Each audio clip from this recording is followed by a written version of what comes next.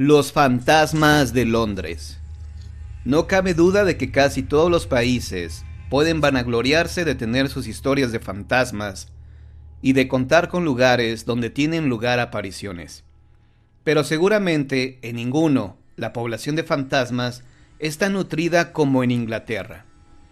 Al parecer, este país está saturado de historia y de misterio. Cada ciudad, cada poblado, cada caserío y cada construcción tiene su propio espectro.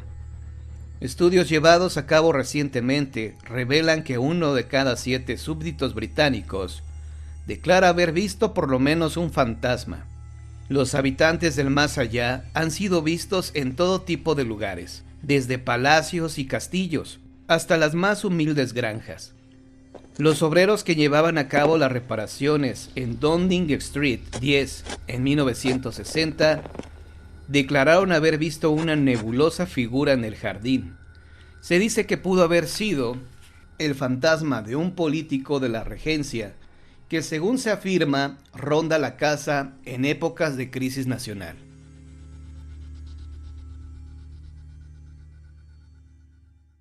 La Torre de Londres, un verdadero hervidero de espectros. La Torre de Londres, escenario de cientos de sucesos sangrientos a lo largo de su tétrica historia, es un verdadero hervidero de espectros. El más asiduo de los visitantes fantasmagóricos es el espectro de Ana Bolena, segunda esposa de Enrique VIII, que fue encarcelada y ejecutada en la torre en mayo de 1535. En el siglo XIX, una guardia de este lugar, atraído por una extraña luz visible en la capilla de San Peter, Ambincular, donde fue enterrada Ana, trepó mediante una escalera de mano para mirar por la ventana del recinto, y lo que vio lo llenó de terror. Una procesión de trajes isabelinos que subía lentamente, en fila, por la nave lateral. El desfile estaba encabezado por una mujer sumamente parecida a Ana Bolena. Posteriormente, el misterioso grupo fantasmal desapareció, dejando en penumbras la capilla. Hacia 1864, fue sometido a consejo de guerra un guardia a quien se encontró durmiendo mientras estaba vigilando. El soldado hizo en su defensa una extraña narración. Declaró que una figura blanca no le había hecho el menor caso cuando le marcó el alto. Usaba una extraña cofia, pero debajo de esta no había cabeza alguna. Cuando intentó atravesar la figura con su bayoneta, se produjo un violento fogonazo que le arrebató el arma, y posteriormente cayó desmayado. Otros soldados y un oficial testimoniaron en favor del centinela. Declararon que también ellos habían visto la figura sin cabeza, que pasó limpiamente a través de sus bayonetas. Finalmente, el Consejo de Guerra declaró inocente al acusado. También se aparecen los fantasmas de 2 niños asesinados. Posteriormente corrió incesantemente rumor de que el fantasma de Ana Bolena, sin cabeza y a bordo de un aterrador carruaje espectral, se había presentado en Bleaking Hall, Norfolk, donde la reina pasó su infancia, el 19 de mayo, aniversario de su muerte. Se dice también que apareció en la torre un día antes de una ejecución. A las 2 de la madrugada de un día de 1915, el sargento William Nichols y uno de los centinelas observaron a una mujer cubierta con un vestido color castaño que llevaba una gorguera alrededor del cuello. La aparición se desplazó rápidamente hacia el río Támesis, y al llegar a un muro de piedra de 2.7 metros de espesor, se esfumó en el aire. 5 horas después debía ser fusilado un espía en el patio de la torre. Este fue uno de los 11 que fueron ejecutados ahí durante la Primera Guerra Mundial. Ana Bolena fue vista por última vez en 1933, cuando un centinela huyó aterrorizado después de marcarle el alto y de atacarla infructuosamente con su bayoneta.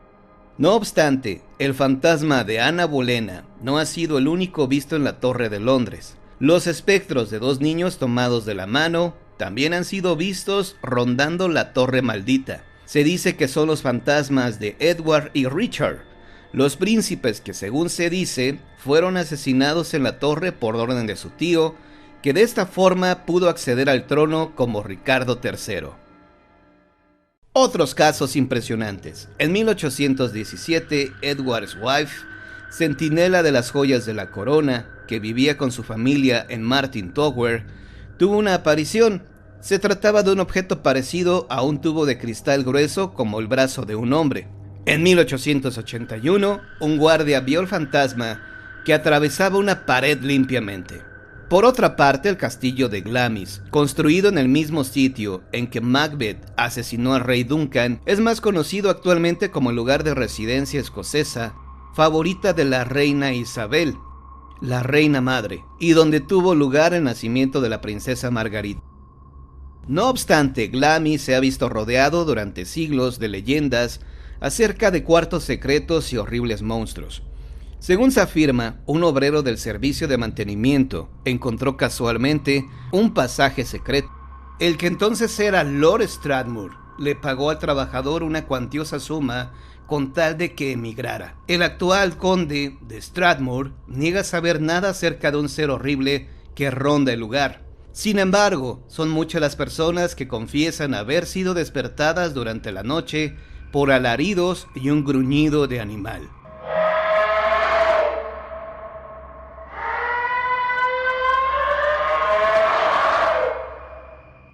Una huésped del castillo contó que vio un rostro pálido de grandes ojos tristes, que la miraba fijamente desde una ventana situada en el otro extremo del patio. Cuando el misterioso rostro desapareció, la mujer escuchó gritos suplicantes y vio que una anciana atravesaba rápidamente el patio con un gran bulto cargado en la espalda. Otras personas que han pasado la noche en el citado lugar aseguran haber sido despertadas por sonidos parecidos al golpe de un martillo. Tiempo después se supo que desde que Janet Douglas, una mujer que fue injustamente acusada de bruja y traidora, fue ahorcada en 1537, el espectral martillo se escucha cada vez que va a fallecer alguno de los habitantes de la mansión.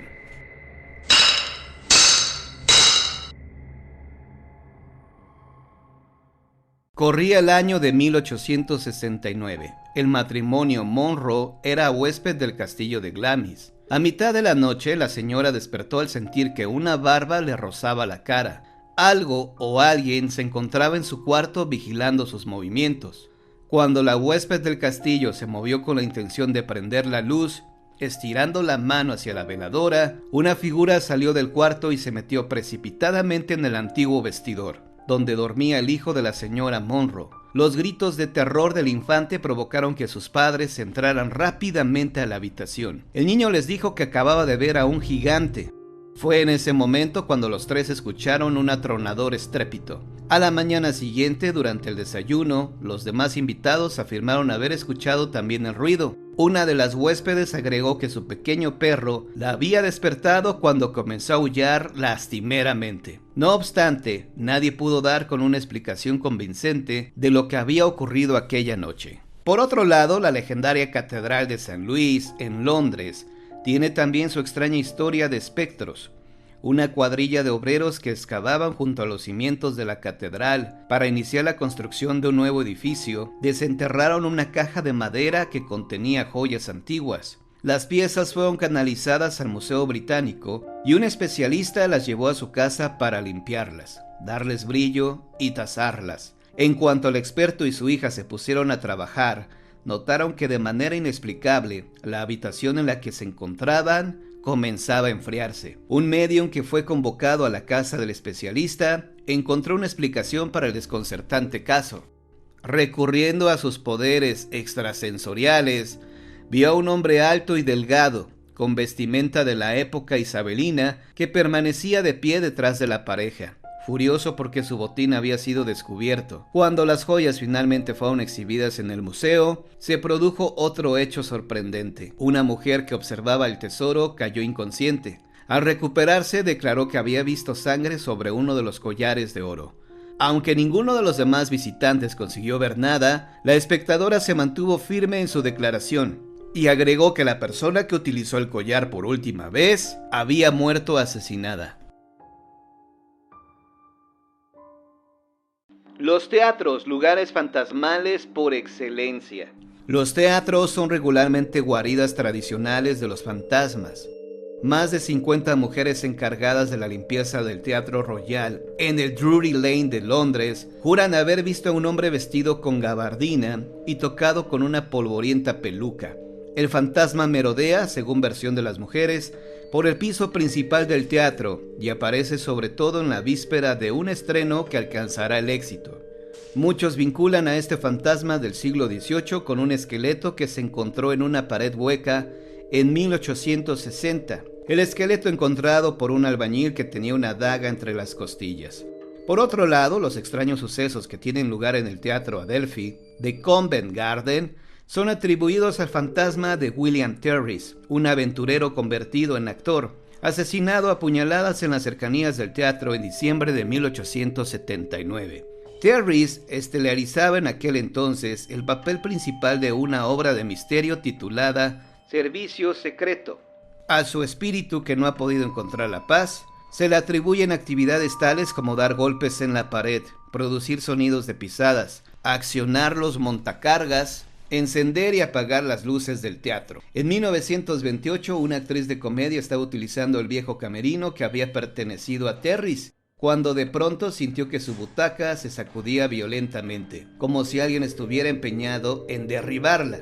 Luego, algo o alguien se aferró a su brazo, en el que de pronto apareció un moretón. La actriz no conocía las historias atribuidas al fantasma del actor, hasta que le platicó su terrible experiencia a una de las maquillistas.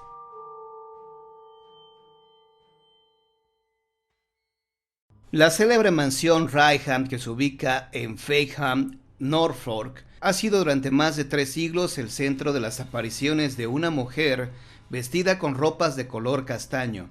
Se cree que se trata del fantasma de Dorothy Walpole, la hermana de quien se convertiría en el primer ministro de Gran Bretaña en 1721, Sir Robert Walpole. El padre de Dorothy, también llamado Robert, como su hijo, miembro de la Cámara de Representantes, fue nombrado tutor de un vizconde de 13 años, Charles Townshend. Dorothy y Charles crecieron juntos, y a medida que pasaron los años, se enamoraron. No obstante, cuando quisieron casarse, el padre de Dorothy se opuso. Temía que la gente creyera que los Walpole hubieran tramado este matrimonio para apoderarse de la fortuna y las propiedades del joven Townshend. Ante lo inevitable, Charles se resignó y terminó casándose con la hija de un varón. Sin embargo, Dorothy no pudo olvidarse tan fácilmente de él.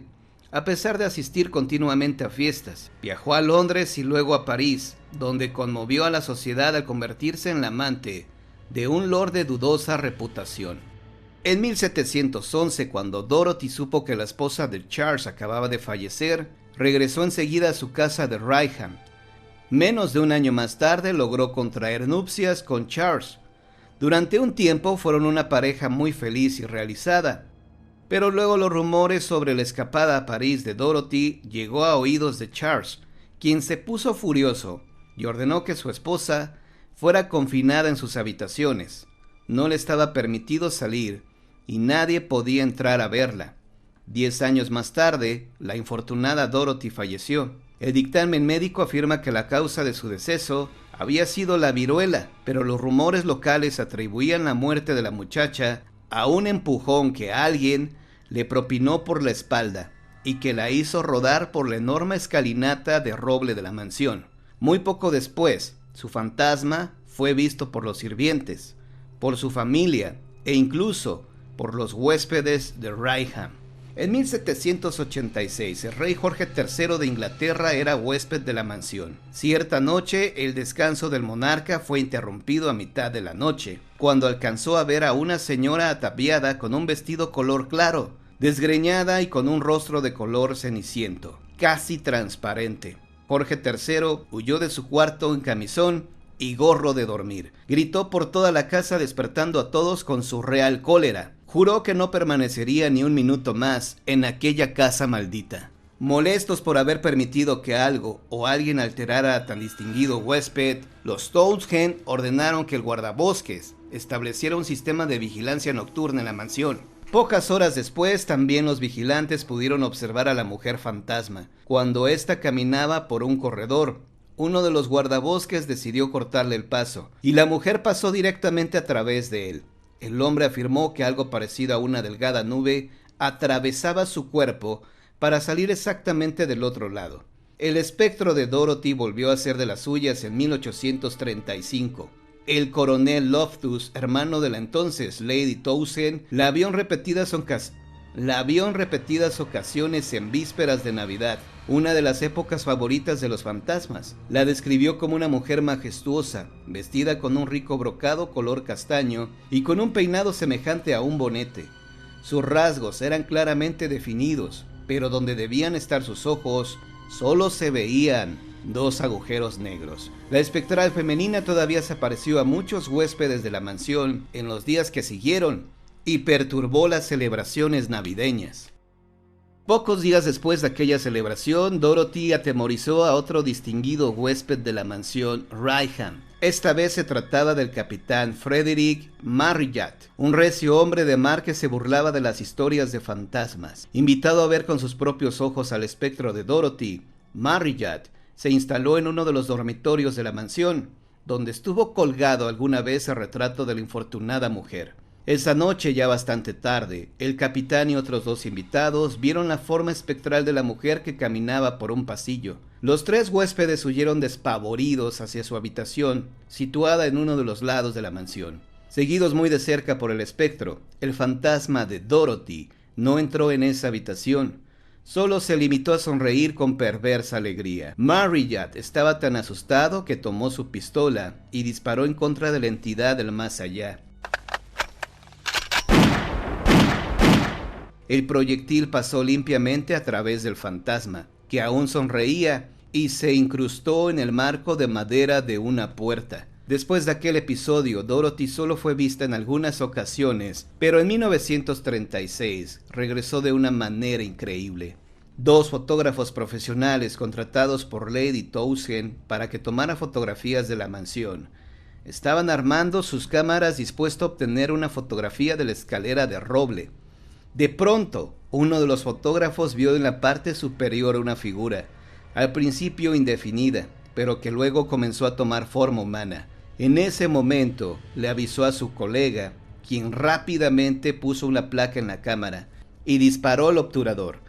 El flash provocó que la figura se desvaneciera, pero al revelar la placa sobre la escalera de roble, apareció el perfil de una mujer vestida con un traje de novia y con un velo flotante. Los especialistas que revisaron la foto afirmaron que esta no estaba trucada, sino que era aterradoramente genuina. ¿Acaso se trataba de Dorothy?